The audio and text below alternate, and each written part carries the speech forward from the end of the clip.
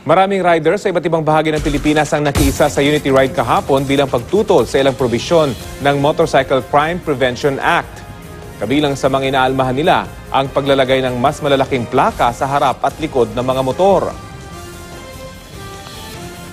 At kaugnay po niyan, makakausap natin si Atoy Santa Cruz, ang Director for Administration ng Motorcycle Philippines Association. Magandang tanghali po sa inyo. Ay, magandang tanghali, Rafi. Opo. Magandang tanghali sa lahat na nakikinig. Ano po yung susunod na hakbang ng inyong grupo ngayong isinabatas na nga itong Motorcycle Crime Prevention Act? Makikipagpulong ba kayo sa LTO kaugnay ng paggawa ng ayaran ng batas? Alam mo, Rafi, meron kami kanya-kanyang grupo na ngayon, no? Kasama namin nag-meeting nung nakaraan si Presidente ng MDAP, si Edwin Go, no? Ngayon, may kanya-kanya na kaming gagawin na hakbang after itong naging rally na malaki.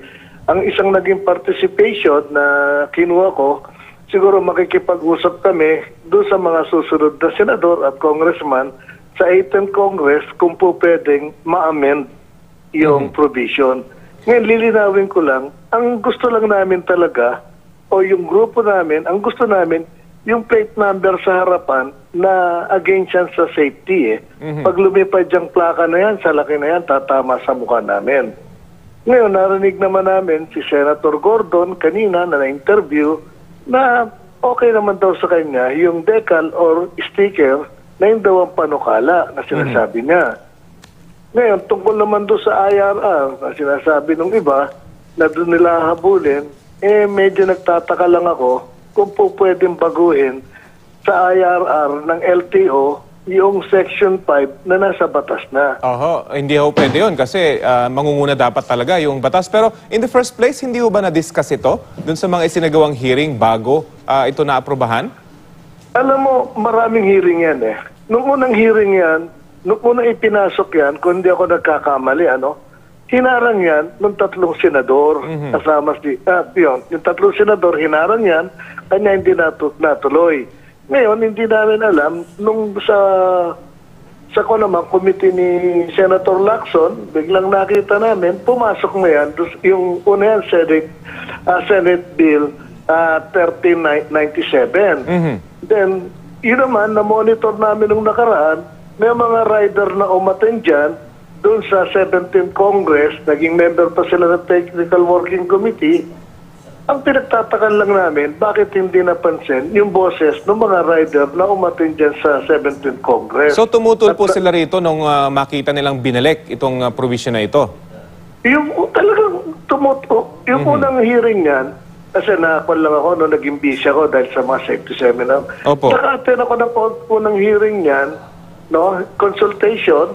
Talagang isa ako sa mga tumutol, kasama kong tumutol dyan, yung sila Jobert Bolanos, sila Rod Cruz, sila Perillo ng Bulacan, tumutol lahat yan eh.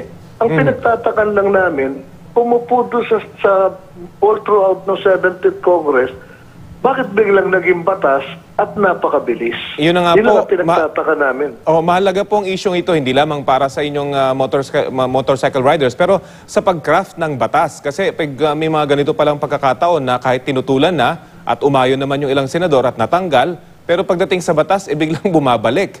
So nangyayari pala yun, hindi ho maganda, hindi ho ba? Pagdating sa mga ganitong provision na safety na ang pinag-uusapan, lalo na. Ngayon nga, nagkakagulo-gulo kami ngayon sa riding community kasi may nagsasabi itong effective, itong ganyan. Pero kami, yung mga leader, nag-uusap-usap kami. May kanya-kanya kaming gagawing hakbang pagkatapos nito. Ako nga, sasabihin ko sa'yo, ang naging hakbang na na-assign sa akin, dahil ilang panahon naman, nagpupunta ako sa Senate, sa Congress, umaten ako ng hearing. So, ang paniniwala ko, mababago lang yung Section 5, no, na yung ayaw namin, na plate number ilalagay sa harap at yung napakalaking multa na 50 mil, yung i-amend lang yan or i-repeal para mabilis sa Senate. Opo. Para po sa kabatiran natin mga manonood, I know extensively discussed na po ito, yung inyong dahilan kung bakit ayaw nyo na may plaka sa harap for safety purposes. Ang sinasabi nyo kasi rito, maapektuhan yung aerodynamics ng mga motor. Pero sa ibang bansa, meron daw kasi mga plaka rin na nakalagay sa harap pero parang wrap around siya dun sa motor para hindi maapektuhan yung aerodynamics. Meron ho bang ganitong na-discuss noong hearing? Anong hearing, hindi ko na nasundan eh. First time lang ako umaten eh. Ang talagang ako, on my side, no, as a safety advocate, ang talagang kinokontest ko dyan, yung aerodynamic, halos lahat ng motor na inilabas ngayon, ganyan ang design. Opo. Pangalawa, wala namang kabitan na dinesign ang manufacturer ng mga motor para lalagyan ng plate number na yan.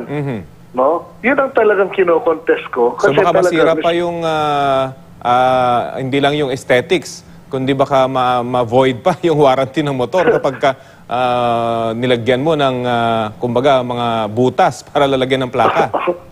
Oo, hindi lang yun, ano? Ma-condemn pag binasa mo yung batas. Once na walang lagayan ng plate number yung motor mo sa harapan, hindi tatanggapin ng LTO na may rehistro. Oo. So talaga marami yung komplikasyon itong parang simpleng issue lamang na plaka sa harapan. Again, yung decal ho, wala namang kayong kwan doon, wala namang kayong tutol doon. Wala. Ako for myself, wala akong tutol dyan. Marami ding walang tutol dyan kasi hindi siya hindi siya makakadisgrasya sa mga motorcycle rider. Yun. Okay, sige po. Abangan na lang po natin yung mga susunod nyong aksyon patungkol sa issue ito. Maraming salamat po sa inyong oras. Ay, maraming salamat din sa inyo. Salamat po si Ginoong Atoy Santa Cruz, Director for Administration ng Motorcycle Philippines Association.